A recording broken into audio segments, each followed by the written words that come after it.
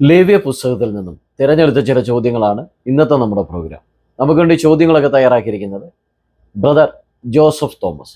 ആദ്യത്തെ ചോദ്യം: എത്ര വർഷമാണ് മുന്തിരിത്തോട്ടത്തിലെ വള്ളിത്തല മുറിച്ച് അനുഭവമെടുക്കേണ്ടത്? ഉത്തരം 6 വർഷം. ലേവ്യർ 25:3. അടുത്ത ചോദ്യം: യഹോവയുടെ ചട്ടം ആചരിക്കുകയും കൽപ്പന പ്രമാണിച്ച് അനുസരിക്കുകയും ചെയ്യുമ്പോൾ എന്ത് ലഭിക്കും? എപ്പോൾ ലഭിക്കും? ഉത്തരം: മഴ ലഭിക്കും. തക്ക സമയത്ത് ലഭിക്കും. 26:3. അടുത്ത ചോദ്യം: ലേവ്യ പുസ്തകത്തിൽ യഹോവ പിന്നെയും മോശയോട് അരുളി ചെയ്തത് എന്ന് എത്ര പ്രാവശ്യം എഴുതിയിരിക്കുന്നു? ഉത്തരം: 26 പ്രാവശ്യം. അടുത്ത ചോദ്യം: ലേവ്യ പുസ്തകത്തിൽ യഹോവ അഹരോനോട് മാത്രമായി എത്ര പ്രാവശ്യം അരുളി ചെയ്തതായിട്ട് കാണുന്നുണ്ട്? ഉത്തരം: 1 പ്രാവശ്യം.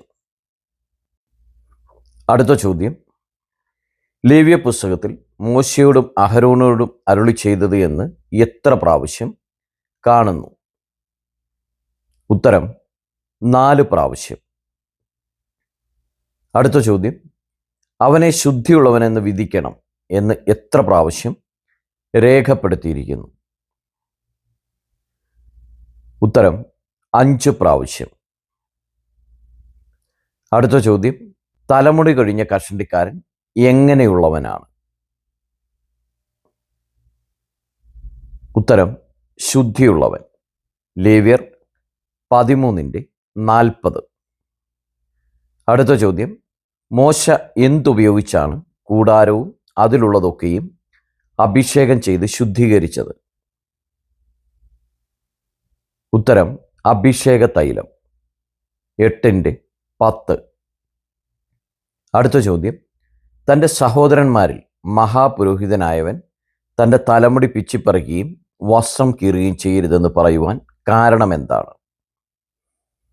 ഉത്തരം: അവൻ അഭിഷേക തൈലം തലയിൽ ഒഴിക്കപ്പെട്ടവനും വസ്ത്രം ധരിപ്പാൻ പ്രതിഷ്ഠിക്കപ്പെട്ടവനുമായതുകൊണ്ട്.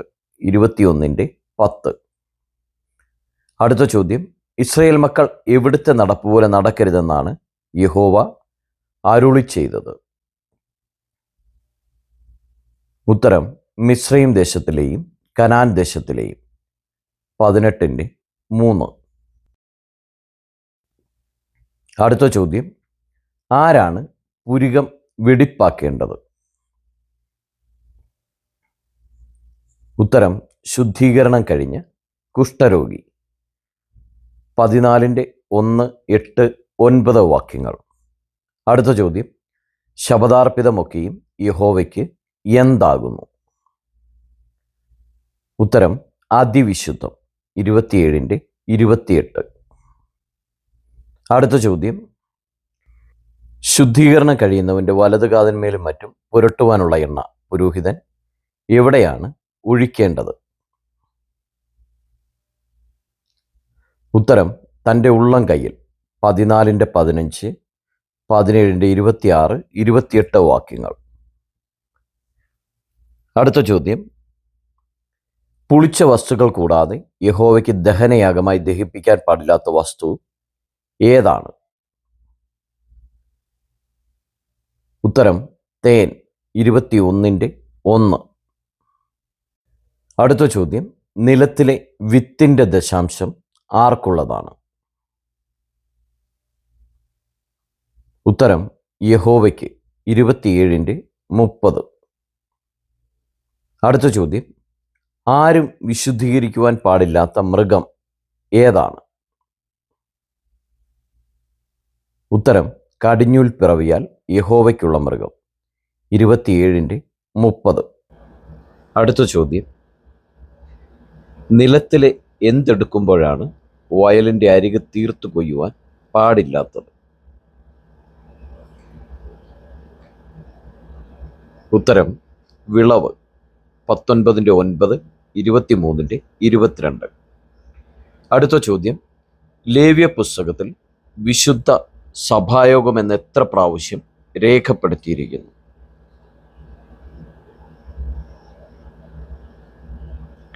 ഉത്തരം 9 പ്രാവശ്യം. 23-ന്റെ 2, 23-ന്റെ 3, 23-ന്റെ 4, 23-ന്റെ 7, 23-ന്റെ 8, 23-ന്റെ 21, 23-ന്റെ 27, 23-ന്റെ 35, 23-ന്റെ 36. അടുത്ത ചോദ്യം, 8-ാം ദിവസം കൂടുന്ന സഭായോഗത്തിനുള്ള പ്രത്യേകത എന്താണ്? ഉത്തരം, അത് അന്ത്യസഭായോഗം. ലേവ്യ പുസ്തകം 23-ന്റെ 36. അടുത്ത ചോദ്യം, ആരാണ് യാഗപീഠത്തിന്മേൽ വിറക് അടുക്കേണ്ടത്? ഉത്തരം, അഹരോന്റെ പുത്രന്മാർ. 1-7. അടുത്ത ചോദ്യം, ഒരു പ്രമാണി പാപം ചെയ്താൽ എന്താണ് അവൻ വഴിപാടായി കൊണ്ടുവരേണ്ടത്? ഉത്തരം, ഊനമില്ലാത്ത ആൺകോലാടിനെ. 4-22, 23. അടുത്ത ചോദ്യം, അഹരോന്റെ പുത്രന്മാർ യാഗപീഠത്തിന്മേൽ എന്തിൻ്റെ മുകളിലാണ് വിറകടുക്കേണ്ടത്? ഉത്തരം, തീയുടെ മേൽ. 1-7. അടുത്ത ചോദ്യം, ലേവ്യ പുസ്തകത്തിൽ ഛേദിച്ചു കളയണമെന്ന പദം എത്ര പ്രാവശ്യം കാണുന്നു? ഉത്തരം, 12 പ്രാവശ്യം. അടുത്ത ചോദ്യം, ഛേദിച്ച് കളയും എന്ന പദം എത്ര പ്രാവശ്യം കാണുന്നു? ഉത്തരം, 4 പ്രാവശ്യം. അടുത്ത ചോദ്യം, മുന്തിരിപ്പഴം പറിക്കുന്നത് വിതകാലം വരെ നിൽക്കും, എന്നാൽ മെതിക്കുന്നത് എപ്പോൾ വരെ നിൽക്കും? ഉത്തരം, മുന്തിരിപ്പഴം പറിക്കുന്നത് വരെ. 26-5. അടുത്ത ചോദ്യം, 10 സ്ത്രീകൾ ഒരടുപ്പിൽ എപ്പോഴാണ് അപ്പം ചുടുന്നത്? ഉത്തരം, യഹോവ അപ്പം എന്ന കോൽ ഒടിക്കുമ്പോൾ. 26-26. അടുത്ത ചോദ്യം, യാഗപീഠത്തിന്മേൽ തീയിടേണ്ടത് ആരാണ്? ഉത്തരം, അഹരോന്റെ പുത്രന്മാർ. 1-7. അടുത്ത ചോദ്യം, മനുഷ്യവർഗത്തിൽ നിന്ന് ശപഥാർപ്പിതമായി കൊടുക്കുന്നത് വരെ എന്തു ചെയ്യുവാൻ പാടില്ല? ഉത്തരം, വീണ്ടെടുക്കുവാൻ പാടില്ല. 27-29. അടുത്ത ചോദ്യം, കുഷ്ഠരോഗത്തിൻ്റെ ലക്ഷണമുള്ള മനുഷ്യനെ എവിടെ എത്തിക്കണം?